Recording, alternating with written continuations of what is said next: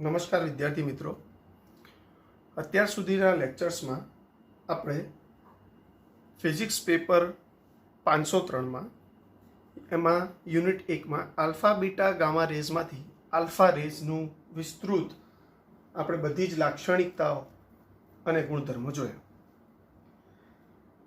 એ alpha કણમાં tunnelling effect, પછી alpha decay paradox, વિઘટન ઉર્જા વગેરે જેવા ટોપિક્સના આપણે એક્ઝામ્પલ્સ પણ જોયા અને એ અસરો આલ્ફા કણ ઉપર કેવી રીતે અસર કરે છે અને આલ્ફા કણનું બિહેવિયર કેવું છે એ પણ આપણે જોયું. હવે આગળ વધતા આપણે વાત કરીએ બીટા રેઝ. તો આ બીટા રેઝમાં સૌથી પહેલાં એની જોઈએ આપણે પ્રોપર્ટીઝ, એટલે કે લાક્ષણિકતાઓ. બીટા કણની લાક્ષણિકતાઓ જનરલી 4 માર્ક્સમાં પૂછાતી હોય છે અને એમાંથી એક માર્ક્સમાં MCQ પણ પૂછી શકે છે. તો સૌથી પહેલાં આપણે લાક્ષણિકતાઓમાં જોઈએ તો પહેલી લાક્ષણિકતા છે બીટા કણ એ. બીટાને હંમેશા આ રીતે દર્શાવાય છે બીટા. તો બીટા કણ એ ઇલેક્ટ્રોન અથવા પોઝિટ્રોન છે. બીટા કણ એ ઇલેક્ટ્રોન અથવા પોઝિટ્રોન છે. ઇલેક્ટ્રોન આપણે જાણીએ છીએ કે ઇલેક્ટ્રોનને આપણે આ રીતે દર્શાવીએ. પોઝિટ્રોન એ ઇલેક્ટ્રોનનો પ્રતિકણ છે, એને આપણે આ રીતે દર્શાવીએ છીએ. બંને વચ્ચે ફરક છે, આગળ જતાં આપણે જોઈશું એનો ફરક શું છે. તો પહેલી લાક્ષણિકતા છે આપણી બીટા કણ એ ઇલેક્ટ્રોન કે પોઝિટ્રોન છે. ક્લિયર? બીજો જે છે એ છે બીટા કણોની આયનીકરણ ઉર્જા. બીટા કણોની આયનીકરણ ઉર્જા આલ્ફા કણો કરતાં ઓછી, આલ્ફા કણો કરતાં ઓછી પરંતુ ગામા કિરણો કરતાં વધુ હોય છે. શું કહે છે? તો કે બીટા કણોની આયનીકરણ ઉર્જા એ આલ્ફા કણો કરતાં ઓછી પરંતુ ગામા કણો કરતાં વધારે હોય છે. તો એને આપણે મેથેમેટિકલી કેવી રીતે દર્શાવવું હોય તો કેવી રીતે દર્શાવી શકીએ? તો કે આયનીકરણ ઉર્જાને આપણે I વડે દર્શાવીએ. ધારો કે તો I gamma is less than I beta is less than I alpha, અથવા આનું ઊંધું I alpha is greater than I beta is greater than I gamma. તો આનો મતલબ એ થયો કે બીટા કણોની આયનીકરણ ઉર્જા એ ગામા કણો કરતાં વધારે પરંતુ આલ્ફા કણો કરતાં ઓછી હોય છે. એ તમારી બીજી લાક્ષણિકતા છે. ક્લિયર? નંબર 2, બીટા કણની અવધિ એ આલ્ફા કણની અવધિ કરતાં વધારે હોય છે. તો બીટા કણની અવધિ એ આલ્ફા કણની અવધિ કરતાં વધારે હોય છે. એટલે range of beta particle is greater then range of alpha particles. તો આપણે એને ધારો કે દર્શાવીએ R beta is greater then R alpha. એનો મતલબ થયો કે બીટા કણોની અવધિ એ ગામા કણોની અવધિ કરતાં વધારે હોય છે. ક્લિયર? એ તમારું છે, તમારી થઈ ત્રીજી લાક્ષણિકતા. ચોથી લાક્ષણિકતા તમારી કેવી છે? તો કે બીટા કણ એ ફોટોગ્રાફિક પ્લેટ પર અસર ઉપજાવે છે. એ તમારી છે ચોથી લાક્ષણિકતા કે બીટા કણ એ ફોટોગ્રાફિક પ્લેટ પર અસર ઉપજાવે છે. એ તમારી ચોથી લાક્ષણિકતા છે.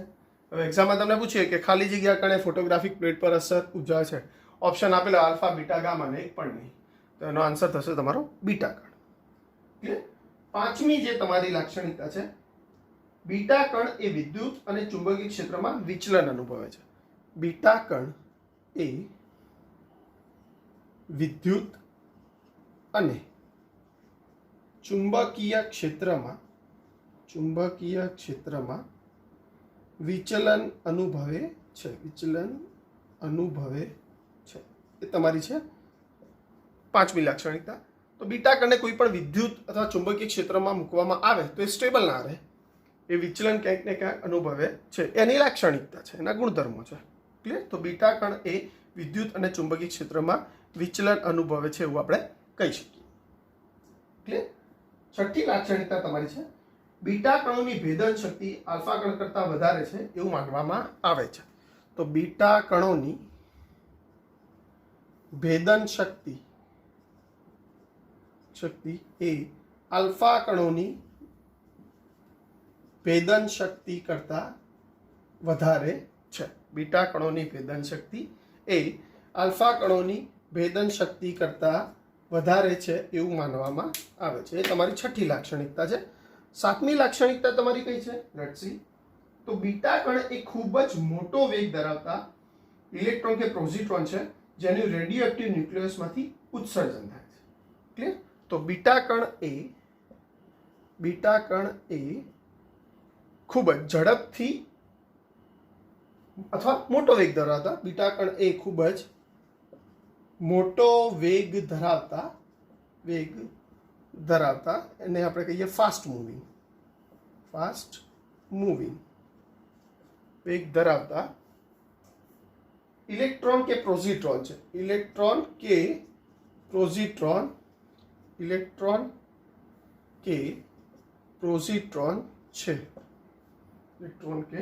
પોઝિટ્રોન છે જેનું રેડિયો એક્ટિવ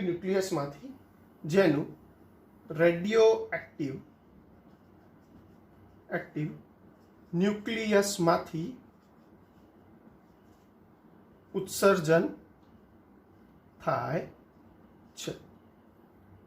એની સાતમી લાક્ષણિકતા છે. તો કે બીટા કણ એ ખૂબ જ મોટો વેગ ધરાવતા ફાસ્ટ મૂવિંગ, વેગ વધારે એટલે ઝડપથી મૂવ થશે તો એને કહીએ ફાસ્ટ મૂવિંગ ઇલેક્ટ્રોન અથવા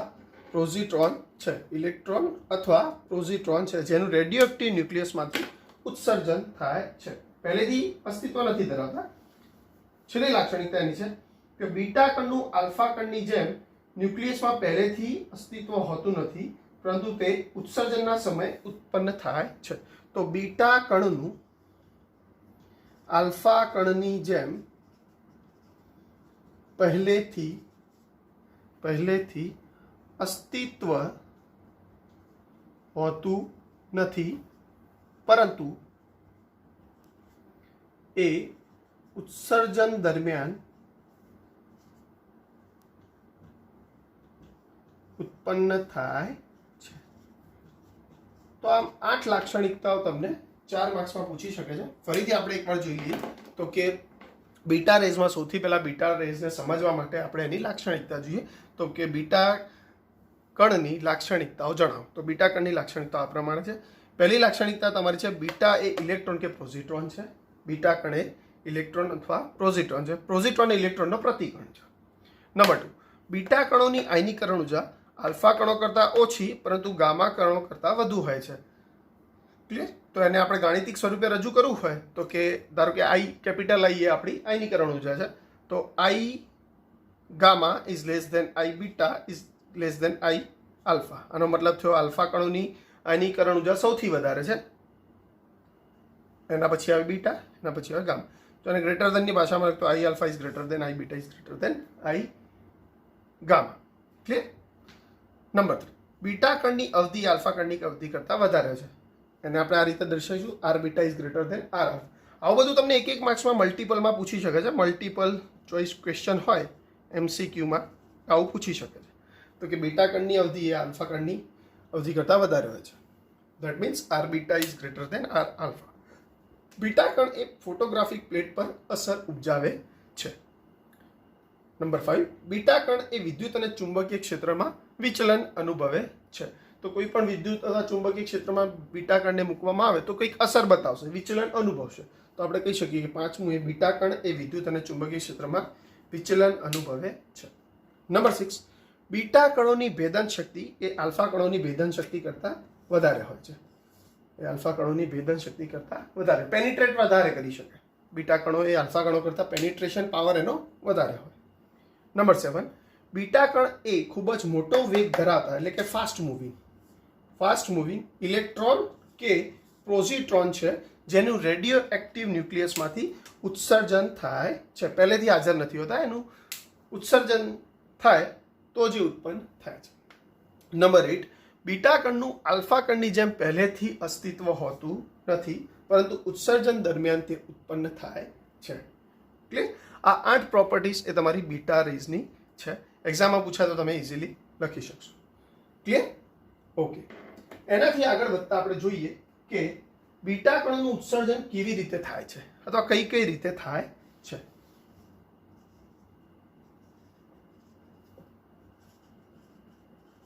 તો આપણે જોઈએ કે બીટા કણનું ઉત્સર્જન કેવી રીતે થાય છે. તો બીટા કણનું ઉત્સર્જન 3 રીતે શક્ય છે. બીટા કણનું ઉત્સર્જન 3 રીતે શક્ય છે. એટલે એ 3 રીતો કઈ છે આપણે જોઈએ. નંબર 1 છે ઇલેક્ટ્રોન ઉત્સર્જન દ્વારા. નંબર 1 છે ઇલેક્ટ્રોન ઉત્સર્જન દ્વારા. નંબર 2 પોઝિટ્રોન ઉત્સર્જન દ્વારા. નંબર 2 પોઝિટ્રોન ઉત્સર્જન દ્વારા. નંબર 3 કે શેલ ઇલેક્ટ્રોન કેપ્ચર દ્વારા અથવા કે શેલ ઇલેક્ટ્રોન કેપ્ચર દ્વારા. શું છે ત્રણે આપણે ડિટેલમાં જોઈએ. તો બીટા કણની આપણે લાક્ષણિકતાઓ આગળના પ્રશ્નમાં જોઈ. હવે આપણે જોઈએ કે બીટા કણનું ઉત્સર્જન કેવી રીતે થાય છે. તો 3 રીતે શક્ય છે.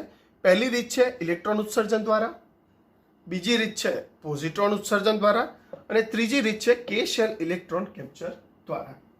ક્લિયર? ત્રણે જોઈએ વિસ્તૃત રીતે. તો પહેલું છે તમારું ઇલેક્ટ્રોન ઉત્સર્જન દ્વારા. એટલે શું? તો ધારો કે તમારી પાસે કોઈક રેડિયો એક્ટિવ ન્યુક્લિયાઈ છે X, જેનો પરમાણુ ક્રમાંક છે Z અને પરમાણુ ભારાંક છે A. એમાંથી જો ઇલેક્ટ્રોનનું ઉત્સર્જન થાય, ઇલેક્ટ્રોન એટલે -1 0. ક્લિયર? તો આ બાજુ બેલેન્સ કરવા માટે તમારી પાસે શું રહેશે? તો ધારો કે ડોટર ન્યુક્લિયાઈ તમારો છે Y, તો બેલેન્સ કરવા માટે અહીંયા Z+1 અને અહીંયા A નું A. ક્લિયર? પ્લસ માઇનસ +1 -1 0, તો ZZ ઇક્વલાઇઝ. તો આ પ્રક્રિયામાં ઇલેક્ટ્રોનનું શું થાય છે? ઉત્સર્જન. ઇલેક્ટ્રોનનું શું થાય છે? ઉત્સર્જન. તો ઇલેક્ટ્રોન ઉત્સર્જન દ્વારા પણ બીટા કણનું ઉત્સર્જન થઈ શકે છે. ક્લિયર? નંબર 2 પોઝિટ્રોન ઉત્સર્જન દ્વારા. પોઝિટ્રોન ઉત્સર્જન દ્વારા એમાં જોઈએ તો કે ધારો કે આપણી પાસે રેડિયોએક્ટિવ ન્યુક્લિયસ છે X Z A. એમાંથી એક પોઝિટ્રોનનું ઉત્સર્જન થાય તો E+1 0. તો આ બાજુ ડોટર ન્યુક્લિયસ શું બનશે?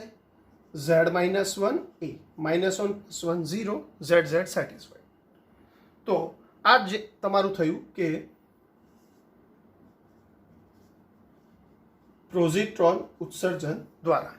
આમ જો ઇલેક્ટ્રોનનું ઉત્સર્જન થાય તો પણ બીટા કણ શક્ય છે બનવાનું. પોઝિટ્રોનનું ઉત્સર્જન થાય તો પણ બીટા કણ બની શકે છે. ક્લિયર? ઓકે. હવે નંબર 3. નંબર 3 તમારું જે છે એ કે શેલ ઇલેક્ટ્રોન કેપ્ચર દ્વારા. કે શેલ ઇલેક્ટ્રોન કેપ્ચર દ્વારા. હવે આપણે જાણીએ છીએ કે ન્યુક્લિયસની આસપાસ ઘણી બધી કક્ષાઓ રહેલી હોય છે. તો ધારો કે આ પ્રમાણની ઓર્બિટ્સ હોય છે, આ તમારું ન્યુક્લિયસ છે, આ પ્રમાણેની તમારી ઓર્બિટ્સ હોય છે. તો એ ઓર્બિટ્સના ઘણા બધા આપણે નામ છે, તમે ભણી બી ચૂક્યા છો. K, L, M, N બધી ઓર્બિટ્સ છે એની કક્ષા. ક્લિયર? એના સિવાય બી તમે quantum number, principal quantum number, angular momentum quantum number, magnetic quantum number, spin quantum number એ પણ બધું ભણ્યા છો. તો આ 4માંથી કોની ઉપર આપણે કોન્સન્ટ્રેટ કરવાનું છે? કે શેલ. નો મતલબ શું છે? તો કે કે શેલ ઇલેક્ટ્રોન કેપ્ચર દ્વારા બીટા કણનું ઉત્સર્જન થાય છે. એ કેવી રીતે સમજીએ? તો કે કેટલીક વખત ન્યુક્લિયસ ઇલેક્ટ્રોન ઉત્સર્જન કરવાને બદલે બાહ્ય કક્ષામાંથી ઇલેક્ટ્રોનનું શોષણ કરે છે, એટલે કે કેપ્ચર કરે છે. શું કરે છે? તો કે કેટલીક વખત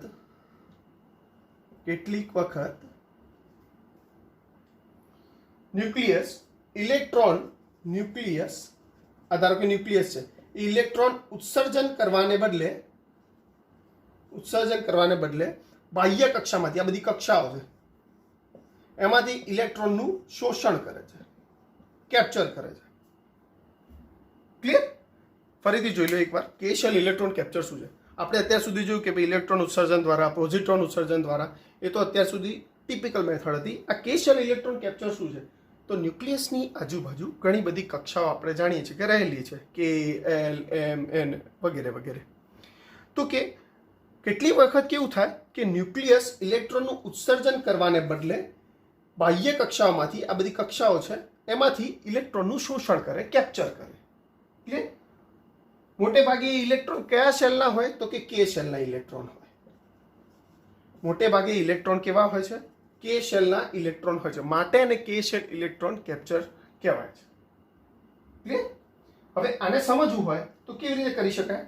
તો કે ધારો કે તમારું ન્યુક્લિયસ અથવા પહેલું પેરેન્ટ ન્યુક્લિયસ છે એક્સ ઝેડ એ, એ ઇલેક્ટ્રોનનું શું કરે છે? આ તમારો ન્યુક્લિયસ છે, એ તમારો એક્સ ઝેડ એ છે, સમજો. તો એ ન્યુક્લિયસનું શું કરે છે? શોષણ કરે, એટલે ઇલેક્ટ્રોન અહીંયા આવે. ક્લિયર? સામે ડોટર બને છે વાય Z-1 અને Z-1 અને એ. સાથે કેટલાક કિરણો ઉત્સર્જાય છે વી, અને આપણે એક્સરે કહીએ. એક્સરેસ પણ ઉત્સર્જિત થાય છે. ક્લિયર? આમ કે કેપ્ચરની પ્રક્રિયામાં ઇલેક્ટ્રોનની પુનઃ ગોઠવણી થતી હોવાથી લાક્ષણિક એક્સરે પણ ઉત્પન્ન થાય છે. ક્લિયર? હવે પોઝિટ્રોન ઉત્સર્જન કરતા કે શેલ ઇલેક્ટ્રોન કેપ્ચર દ્વારા બીટા કણો વધારે ઉત્સર્જાય છે.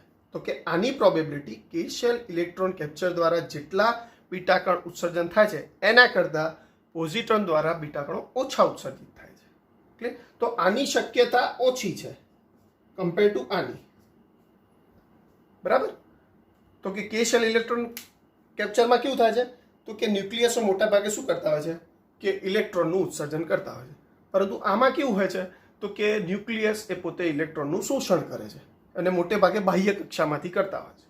ને બાહ્ય કક્ષામાં કઈ કઈ કક્ષાઓ? તો કે એલ, એમ, એન એમ વગેરે કક્ષાઓ આપણી રહેલી હોય છે. મોટે ભાગે એ કયા ઇલેક્ટ્રોનનું શોષણ કરતું હોય છે અથવા કેપ્ચર કરતું? તો કે શેલ ઇલેક્ટ્રોનનું કેપ્ચર કરતું હોય છે. માટે એને કે શેલ ઇલેક્ટ્રોન કેપ્ચર કહેવાય છે. ક્લિયર? ધારો કે એને ઇક્વેશન રીતે સમજવું તો ધારો કે આ તમારું પેરેન્ટ ન્યુક્લિયસ છે એક્સ ઝેડ એ. ન્યુક્લિયસ પોતે શું કરે છે? ઇલેક્ટ્રોનનું શોષણ કરે છે, અને સામે તમને શું આપે છે? ડોટર ન્યુક્લિયસ, એટલે વાય Z-1 એ ઝેડ અને માઇનસ એટલે Z-1 પ્લસ આ પ્રક્રિયા દરમિયાન એક્સરેનું પણ ઉત્સર્જન થાય છે. ક્લિયર? આ બધી પ્રક્રિયાઓ પરથી આપણને એક વાત જાણવા મળી કે બીટા ઉત્સર્જન દરમિયાન બીટા કણોનું ઉત્સર્જન થાય ત્યારે એમાં કોઈ ફરક પડતો નથી. ડેલ્ટા એ બરાબર 0. અહીંયા જુઓ, એ રિમેન્સ કોન્સ્ટન્ટ, એ રિમેન્સ કોન્સ્ટન્ટ, અહીંયા પણ એ રિમેન્સ કોન્સ્ટન્ટ. ક્લિયર? અને ઝેડ, ડેલ્ટા ઝેડમાં કેટલો ફરક થાય છે? +or -1 જેટલો. ત્યાં તો અહીંયા +1 થાય, અહીંયા -1 થાય, અહીંયા -1. તો આ એક મહત્વનું પાસું છે કે બીટા ઉત્સર્જન દરમિયાન, બીટા કણના ઉત્સર્જન દરમિયાન ડેલ્ટા એ મતલબ પરમાણુ ભારાંકમાં કોઈ ફેરફાર થતો નથી, પરંતુ પરમાણુ દળાંક એટલે કે ડેલ્ટા ઝેડમાં +or-1 જેટલો ફેરફાર થાય છે. ક્લિયર? આમ ક્વોન્ટમ મિકેનિકલી તમે બતાવી શકો છો કે બીટા કણોનું ન્યુક્લિયસમાં પહેલેથી અસ્તિત્વ હોતું નથી, પરંતુ એ ન્યુક્લિયસમાંથી ઉત્સર્જન પ્રક્રિયા દરમિયાન એ ઉત્સર્જિત થાય છે. ક્લિયર? આમ બીટા કણોનું 3 રીતે ઉત્સર્જન શક્ય છે. એ 3 રીતો આપણી કઈ કઈ છે? તો એ 3 રીતો છે ઇલેક્ટ્રોન ઉત્સર્જન દ્વારા, પોઝિટ્રોન ઉત્સર્જન દ્વારા, અને ત્રીજું છે કે શેલ ઇલેક્ટ્રોન કેપ્ચર દ્વારા. ક્લિયર? ઓકે, આગળ વધતા જોઈએ કે ધ કન્ટિન્યુઅસ બીટા રે સ્પેક્ટ્રમ શું છે. Let's C. આગળ વધતા જોઈએ ધ કન્ટિન્યુઅસ બીટા રે સ્પેક્ટ્રમ. એટલે આને ગુજરાતીમાં કેવું હોય તો એ કહેવાય બીટા કણનું સળંગ વર્ણપટ. બીટા કણનું સળંગ વર્ણપટ. વર્ણપટનું મિનિંગ અહીંયા એવું આપણે અત્યાર સુધી કેવું સમજ્યા છીએ કે ભાઈ પ્રેક્ટિકલમાં બી ગયા હોઈએ તો વર્ણપટ એટલે 7 રંગનો વિબ્ગર તમને મળે છે પ્રિઝમ મૂકીને. ના, વર્ણપટ એટલે તમને આખા જે કોઈ પણ ઉત્સર્જન હોય, એમિશન હોય, કેપ્ચરિંગ હોય, કે તો પછી રિફ્લેક્શન હોય, રિફ્રેક્શન હોય, એવું આખાનું એક જ પિક્ચરમાં તમને માહિતી આપી દે અને આપણે વર્ણપટ કહીએ છીએ. એટલે એક જ એવી આકૃતિ એ તમને આખી ઘટના સમજાવી દે, એને પણ વર્ણપટ કહેવાય છે. તો બીટા કણનું સળંગ વર્ણપટ કેવું છે જોઈએ. આગળ જેમ આપણે ભણ્યા કે આલ્ફા કણનું ઉત્સર્જન એ ન્યુક્લિયસના બે ચોક્કસ ઉર્જા સ્તરો વચ્ચેના સંક્રમણના કારણે થાય છે. તો કે આલ્ફા કણનું ઉત્સર્જન એ ન્યુક્લિયસના બે ચોક્કસ ઉર્જા સ્તરો વચ્ચેના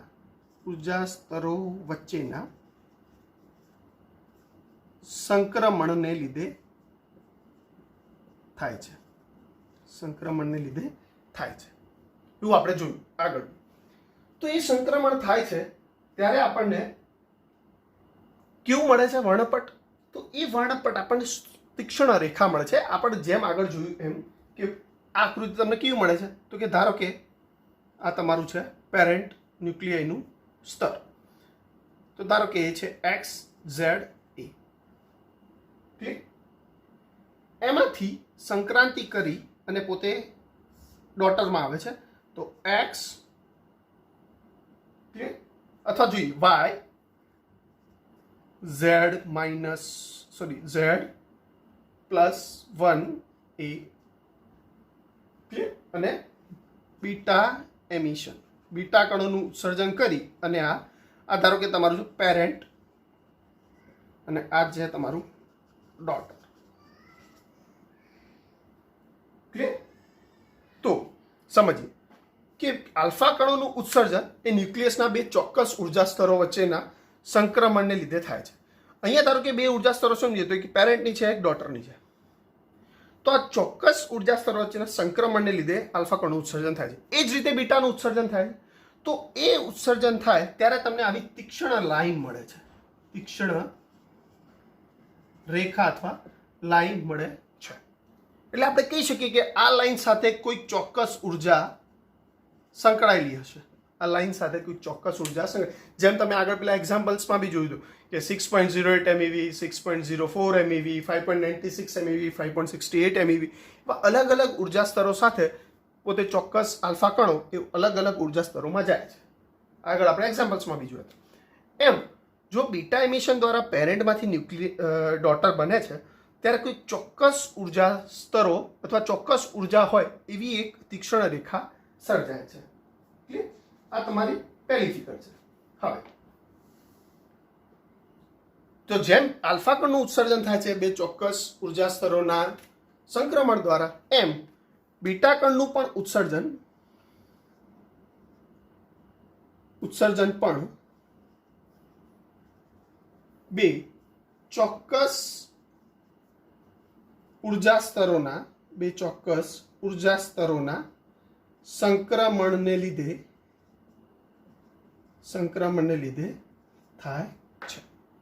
જેમ આલ્ફા કણનું ઉત્સર્જન એ બે ચોક્કસ ઉર્જા સ્તરોના સંક્રમણને લીધે થાય છે, એમ બીટા કણનું ઉત્સર્જન પણ બે ચોક્કસ ઉર્જા સ્તરોના સંક્રમણને લીધે થાય છે. જો સમજવું હોય તો આપણે બે ફિગર અહીંયા જોઈએ. કેવી ફિગર્સ છે? Let's see. તો કે પહેલી ફિગર તમારી આવી છે. તો કે રિલેટિવ નંબર ઓફ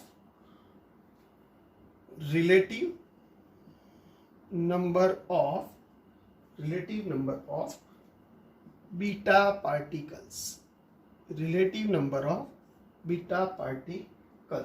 અને બીટા એનર્જી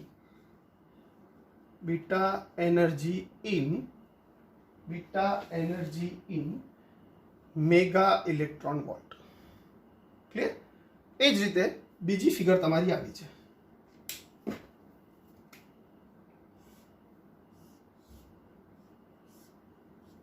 એ પણ આ રીતની જ છે કે relative number of beta particles અને beta energy in mega electron volt. Beta energy in mega electron volt. Clear? હવે આ જે ફિગર છે એની માટે કોઈક આપણે ઉદાહરણ કોઈ એક તત્વનું લઈએ અને એની જે ફિગર છે આ પ્રમાણેની છે. જોઈએ શું છે. અને આની જે વર્તણૂક છે એ આ પ્રમાણેની છે. આની જે વર્તણૂક છે આ પ્રમાણેની છે. આ જે ગ્રાફ છે એ તમારો ગ્રાફ છે બિસ્મથ 83-210. એ જે તમારો છે બિસ્મથ 83-210 210. અને આ બાજુનો જે ગ્રાફ છે CU એટલે કે કોપર, તમારો કોપર 2964. કોપર 2964. ક્લિયર? આમાં બીટાનું ઉત્સર્જન થાય છે, આમાં તમારું થાય છે પ્રોજેક્ટનું ઉત્સર્જન દ્વારા. હવે આ બંને ગ્રાફ જુઓ. આ બંને ગ્રાફ ઉપરથી આપણે શું કહી શકીએ? તો કે પહેલો જે ગ્રાફ છે આને આપણે કહીએ ગ્રાફ 2, આને કહીએ ગ્રાફ 3 અને આ તમારો છે નંબર 1. તો ગ્રાફ 2 માં આપણે જોઈએ કે શું છે. તો ગ્રાફ 2 શું બતાવે છે? તો કે આપણે જેમ જોયું કે બીટા કણનું ઉત્સર્જન પણ કેવી રીતે થાય છે કે ન્યુક્લિયસમાં બે ચોક્કસ ઉર્જા સ્તરોના સંક્રમણને લીધે. ક્લિયર? હવે તો એક ચોક્કસ સંક્રમણને લીધે થતું હોય તો આપણે કહી શકીએ બીટા કણ પણ એક જ ઉર્જા ધરાવતું હોવું જોઈએ. બીટા પણ એક જ ઉર્જા ધરાવતું હોવું જોઈએ એવું આપણે કહી શકીએ. અહીંયા જેમ તીક્ષ્ણ લાઈન મળે છે અને આ લાઈન સાથે કોઈ એક જ ઉર્જા સંકળાયેલી હોય છે, જેમ આપણે અગાઉ પણ આગળ એક્ઝામ્પલ્સમાં જોયું, એ જ રીતે આપણે એવું કહી શકીએ કે બીટાનું પણ ઉત્સર્જન જો આલ્ફાની રીતે થતું હોય તો એની સાથે પણ એક જ ઉર્જા હોવી જોઈએ. ક્લિયર? પરંતુ આકૃતિ 2 અને 3 એટલે ગ્રાફ 2 અને ગ્રાફ 3 માં બીટા કણનું સળંગ વર્ણપટ, અહીંયા કોઈ તૂટક રેખા નથી, આખું જે છે એ તમારું સળંગ વર્ણપટ છે. આ પણ જે છે એ કન્ટિન્યુઅસ સ્પેક્ટ્રમ તમારું એટલે કે સળંગ વર્ણપટ છે. ક્લિયર? આ ગ્રાફ શું બતાવે છે? તો કે આ પોઈન્ટ ઉપર જે ઉર્જા હોય, આ પોઈન્ટ ઉપર જે ઉર્જા હોય, આ પોઈન્ટ ઉપર એ ત્રણેયની ઉર્જા સમાન છે? ના. તો કે આ પોઈન્ટ ઉપર જે ઉર્જા હશે એનું મૂલ્ય કંઈક આટલું હશે, આ પોઈન્ટ ઉપર જે ઉર્જા હશે આનું મૂલ્ય આટલું હશે, અહીંયા હશે તો મૂલ્ય આટલું હશે. એ જ રીતે ત્રીજા ગ્રાફમાં જે છે એનું પણ એ જ કામ છે. તો કે અહીંયા જે મૂલ્ય હશે એ ડિફરન્ટ હશે, અહીંયા અલગ હશે, અહીંયા અલગ હશે, અહીંયા અલગ. આમ આ વર્ણપટ ઉપરથી એવું જાણવા મળે છે કે બીટાક્ષયની પ્રક્રિયામાં ઉત્સર્જિત બધા બીટા કણોની ઉર્જા સમાન હોતી નથી. કે ભાઈ અહીંયા જો બીટા કણ ઉત્સર્જિત થયો તો આની ઉર્જા કંઈક અલગ હોય, આની ઉર્જા અલગ હોય, આની ઉર્જા અલગ હોય. પરંતુ આલ્ફામાં શું થતું? સળંગ એક વર્ણપટ મળતો હતો તમને કે તીક્ષ્ણ રેખા કે જેની ઉર્જા તમારી ધારો કે 6.08 કે 5.96 કે 5.68 એવી એક જ ઉર્જા હતી. અહીંયા દરેક સમયે એની ઉર્જા કેવી છે? અલગ અલગ છે, એક સમાન હોતી નથી. ક્લિયર? આમ આકૃતિ 2 અને 3 માં અનુક્રમે આપણે શું બતાવ્યું છે કે બિસ્મથ 83-210 અને કોપર 2964 ના ઉર્જા વિતરણના આલેખો દર્શાયા છે. અહીંયા જે તમારી બીટાની એનર્જી છે એક્સ એક્સિસ ઉપર અને વાય એક્સિસ ઉપર રિલેટિવલી બીટા પાર્ટિકલ્સ કેટલા ઉત્સર્જિત થાય છે એ બતાવ્યું છે. આલેખ શું બતાવે છે? બીટા કણનું સળંગ વર્ણપટ બતાવે છે, કન્ટિન્યુઅસ સ્પેક્ટ્રમ છે, ક્યાંય તૂટક રેખા નથી. ક્લિયર? આલેખ મુજબ મોટાભાગના બીટા કણોની ઉર્જા ઈ મેક્સ કરતા લગભગ ત્રીજા ભાગની હોય છે. એટલે કે અહીંયા ઈ મેક્સ શું છે? તો ઈ મેક્સ એ અહીંયા જે એન્ડ પોઈન્ટ એનર્જી છે જ્યાં ગ્રાફ પૂરો થાય છે, આ જે છે તમારું ઈ મેક્સ. અહીંયા પણ અહીંયા જે ગ્રાફ પૂરો થાય છે આ છે તમારું ઈ મેક્સ, મેક્સિમમ એનર્જી. તો કે મોટા ભાગની એનર્જી ધારો કે અહીંયા હોય, અહીંયા હોય, અહીંયા હોય, એ ઈ મેક્સ કરતા ત્રીજા ભાગની હોય છે એવું આપણને જાણવા મળે છે. બાકીની ઘટતી જતી ઉર્જા માટે એવું માનવામાં આવે છે કે તે ઉર્જા ગામા કિરણોને મળે છે, કે જે જ્યારે ઉત્સર્જન થતું હોય તો ત્યારે બાકીની જે ઉર્જા ઘટે છે એ ગામા કિરણોને મળે છે. પરંતુ ચોક્કસ પ્રયોગોને આધારે જાણવા મળ્યું છે કે આ ઘટના સાચી નથી. આવું ના હોઈ શકે કે કોઈ એક જ ઉર્જા, બધી જગ્યાએ ઉર્જા અલગ અલગ હોય તો આપણે પ્રેડિક્ટ ના કરી શકીએ કે ભાઈ બીટા કણ કઈ રીતે ઉત્સર્જિત થશે. તો કે ચોક્કસ પ્રયોગોના અંતે એવું જાણવા મળ્યું છે કે આ જે તમે પ્રેડિક્શન આપણે કર્યા છે એ ખોટા છે. આમ બંને આલેખ દર્શાવે છે કે બીટા કણોનું સળંગ વર્ણપટ એક ચોક્કસ મહત્તમ ઉર્જા ઈ મેક્સ ધરાવે છે. આમ અહીંયા જોઈ શકો છો કે બિસ્મથ માટે અહીંયા ચોક્કસ ઉર્જા આટલી હશે, કોપર માટે એક ચોક્કસ ઉર્જા અહીંયા એન્ડ પોઈન્ટ જે છે એટલી હશે. આમ ઈ મેક્સને એન્ડ પોઈન્ટ એનર્જી અથવા અપર એનર્જી લિમિટ કહે છે. તો ઈ મેક્સને એન્ડ પોઈન્ટ એનર્જી અથવા અપર લિમિટ એનર્જી કહે છે. મહત્વ ક્લિયર. આમ ઈ મેક્સ નું મૂલ્ય એ બીટાક્ષયમાં મળતી કુલ ઉર્જાના ક્યુ વેલ્યુ બરાબર હોય છે. જે આપણે ક્યુ મૂલ્ય મેળવ્યું હતું આગળ વિઘટન ઉર્જાનું બીટાક્ષયમાં કે આલ્ફાક્ષયમાં, એમ આ ઈ મેક્સ નું મૂલ્ય એ ક્યુ મૂલ્ય બરાબર હોય છે. ઈ મેક્સ નું મૂલ્ય ક્યુ મૂલ્ય બરાબર હોય છે. આમ જો ક્યુ વેલ્યુ નું મૂલ્ય ઈ મેક્સ બરાબર લઈએ તો ન્યુક્લિયર પ્રક્રિયામાં દળ અને ઉર્જાનું સંતુલન છે એવું કહી શકાય. જો ઈ મેક્સ બરાબર ક્યુ વેલ્યુ લઈએ આપણે તો કે કોઈ પણ ન્યુક્લિયર પ્રક્રિયામાં દળ અને ઉર્જાનું સંરક્ષણ થાય એવું આપણે બતાવી શકીએ છીએ. એ કેવી રીતે છે લેટ્સ સી. અહીંયા જોઈએ તો કે પહેલું અહીંયા આપણે બીજા નંબરનો ગ્રાફ છે બિસ્મથનો, તો કે બિસ્મથ 83-210. એમાંથી શું થાય છે તો કે એક ઇલેક્ટ્રોનનું ઉત્સર્જન થાય છે, સાથે ક્યુ વેલ્યુ પણ થાય છે, અને સાથે શું બને છે તો કે અહીંયા એક માઇનસ થયો તો અહીંયા એક વધવો જોઈએ, તો એ કેવો છે 84-10. પોલોનિયમ 84-10. અહીંયા શું ઉત્સર્જન થાય છે? ઇલેક્ટ્રોન ઉત્સર્જન દ્વારા.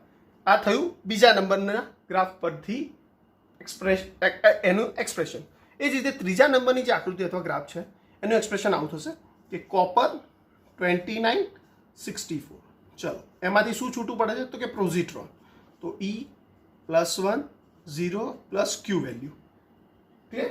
તો ચલો +1 ઓલરેડી અહીંયા છે તો આમાંથી એક ઘટશે તો એ છે નિકલ 28-64. તો આ જે છે તમારો છે પોઝિટ્રોન. એ છે તમારો પોઝિટ્રોન. ક્લિયર. હવે જો અહીંયા શું સંરક્ષણ થાય છે તો પરમાણુ ભારાંક સંરક્ષાય છે. એ જ રીતે પરમાણુ દળાંકનું પણ શું થાય છે?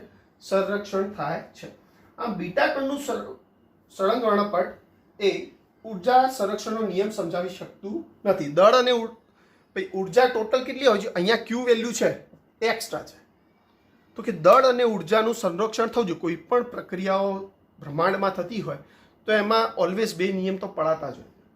કે દળ છે, ઉર્જા છે, અને ત્રીજો છે કોણીય વેગમાન. આ ત્રણ નિયમ તો ઓલવેઝ પડાવવા જોઈએ. તો અહીંયા ઉર્જાનું સંરક્ષણ થતું નથી. તો એની માટે આપણે શું કરી શકાય? તો કે આમ બીટા કણનું સળંગ વર્ણપટ એ ઉર્જા સંરક્ષણનો નિયમ સમજાવી શકતું નથી. તેમજ બીટા કણના ઉત્સર્જન એ કોણીય વિજ્ઞાનનો પણ નિયમ સમજાવી શકતું નથી. એ સ્વાભાવિક છે કે ભાઈ ઉર્જાનું સંરક્ષણ ના થાય તો કોણીય વિજ્ઞાનનું પણ સંરક્ષણ થતું ના હોય. એ સ્વાભાવિક છે. તો ધારો કે એક બીજી અહીંયા કોઈ પ્રક્રિયા થાય છે આપણી, એ પ્રક્રિયા ધારો કે આવી છે. તો કે H13 gives you, આમાંથી ધારો કે એક ઇલેક્ટ્રોન છૂટો પડે તો શું થશે? અહીંયા He23. આ શું છે તો કે H13 એટલે હાઇડ્રોજન છે તો એના 3 સમસ્થાનિક છે. એક હાઇડ્રોજન H11, ડ્યુટેરિયમ H12 અને ટ્રિટિયમ. આ તમારો છે ટ્રિટિયમ છે H13. એમાંથી એક ઇલેક્ટ્રોનનું ઉત્સર્જન થાય છે. તો સાથે શું મળે છે? He23. તો એ આ શું છે? હિલિયમનો સમસ્થાનિક. આ છે હિલિયમનો સમસ્થાનિક. આવી પ્રક્રિયા ધારો કે થાય છે. ક્લિયર. અહીંયા જો શું સંરક્ષણ થાય છે તો કે જુઓ 3 સંરક્ષાય છે. 2 - 1 એટલે 1, અહીંયા 1. એટલે દળ અને ઉર્જાનું સંરક્ષણ તો થાય છે પરંતુ કોણીય વેગમાનનો નિયમ પડાતો નથી. કેવી રીતે આપણે એવું નક્કી કરીએ? તો ધારો કે અહીંયા પરમાણુ દળાંક આપણને ડાબી બાજુ જમણી બાજુ સરખા મળી ગયા, ઉપરનું બી આપણને સરખું મળી ગયું, તો કોણીય વેગમાનનો નિયમ પડાતો નથી. એ કેવી રીતે નક્કી કરી શકીએ? તો તો અહીંયા ડાબી બાજુ જે ટ્રિટિયમ છે H13 ક્લિયર, એ આપણું શું છે, એ આપણો છે ફર્મિયોન. એ ફર્મિયોન હોવાને કારણે એનું સ્પિન કેટલું હોય, પ્લસ ઓર માઇનસ 1 આવે, અથવા આપણે કરીએ અડધો સ્પિન હોય. એ જ રીતે જમણી બાજુ આપણે જોઈએ તો આ જે છે હિલિયમનો સમસ્થાનિક અને ઇલેક્ટ્રોન, આ બંને પોતે કેવા છે, ફર્મિયોન. આ પણ કેવું છે, ફર્મિયોન, અને આ પણ કેવું છે, ફર્મિયોન. બે ફર્મિયોન ભેગા થાય છે. ધારો કે આનો સ્પિન 1/2 હોય, આનો પણ સ્પિન 1/2 હોય, અથવા -1/2 હોય, જે બી હોય. ક્લિયર? તો બંને ફર્મિયોન જ્યારે ભેગા થાય ત્યારે આપણને મળે બોઝોન. ધારો કે આ જે છે He2 તો એનો સ્પિન છે ધારો કે 1/2, અને આનો જે સ્પિન છે -1/2 ઇલેક્ટ્રોનનો. તો 1/2 -1/2 એટલે આપણને શું મળે, 0. અથવા જો એનો +1/2 હોય તો આપણને મળે 1. ક્લિયર? તો આ તમારો જે ફર્મિયોન એનો ધારો કે 1/2, આનો પણ છે 1/2.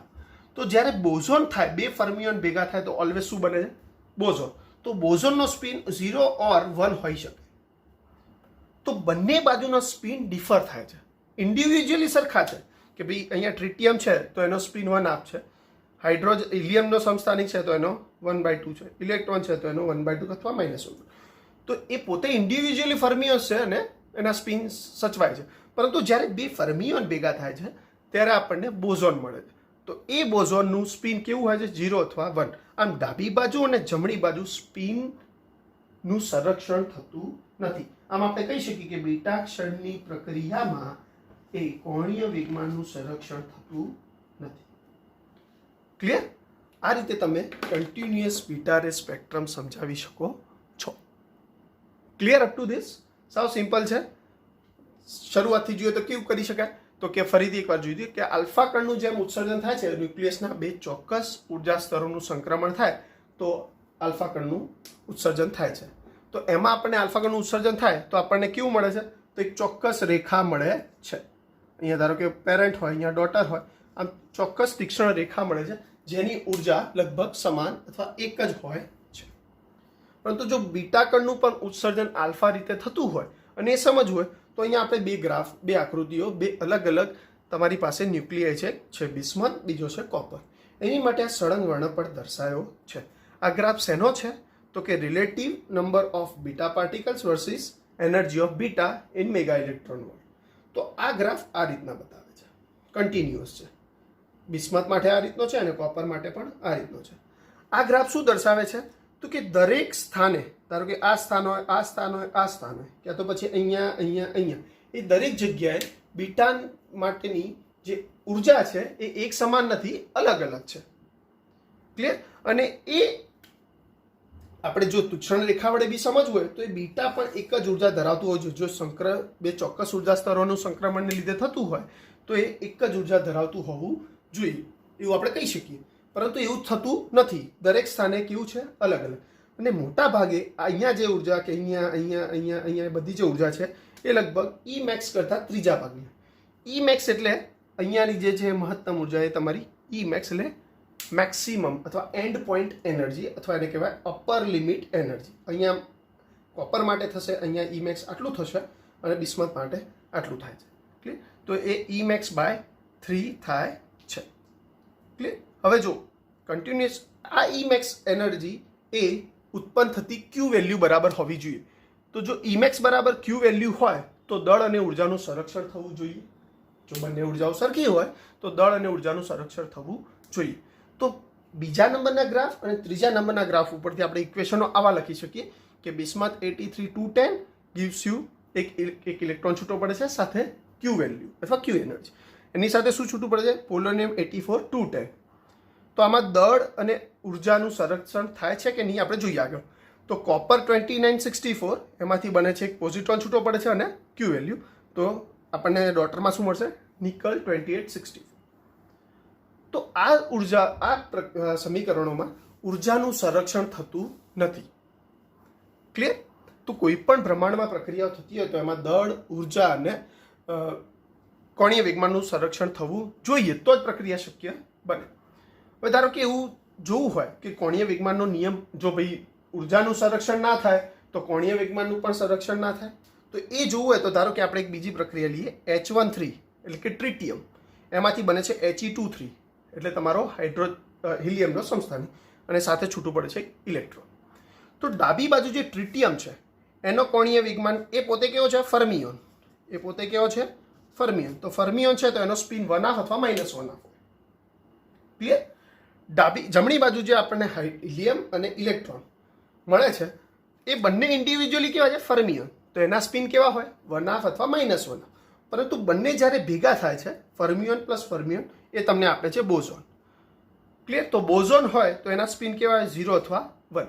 તો ડાબી બાજુ અને જમણી બાજુ એ સ્પિનનું સંરક્ષણ થતું નથી, આમ કોણીય વેગમાનનું સંરક્ષણ થતું નથી એવું આપણે કહી શકીએ. ક્લિયર? આમ જો બીટા રે સ્પેક્ટ્રમ પૂછે તો તમે આટલું લખી શકો છો. તો આ કોણીય વેગમાનનું સંરક્ષણ થતું નથી, તો આટલી બધી પ્રક્રિયાઓ થાય છે, તો આ બધી પ્રક્રિયાઓ નહીં થતી હોય, આનું શું એ આપણે નેક્સ્ટ લેક્ચરમાં જોઈશું કે ભાઈ આનું નિવારણ કઈ રીતે આવી શકે. ક્લિયર? તો આ રીતે તમે અલગ અલગ જે બીટા રે કન્ટિન્યુઅસ સ્પેક્ટ્રમ છે એનો આન્સર લખી શકો છો. Clear? I hope you enjoy the lecture. Okay, thank you.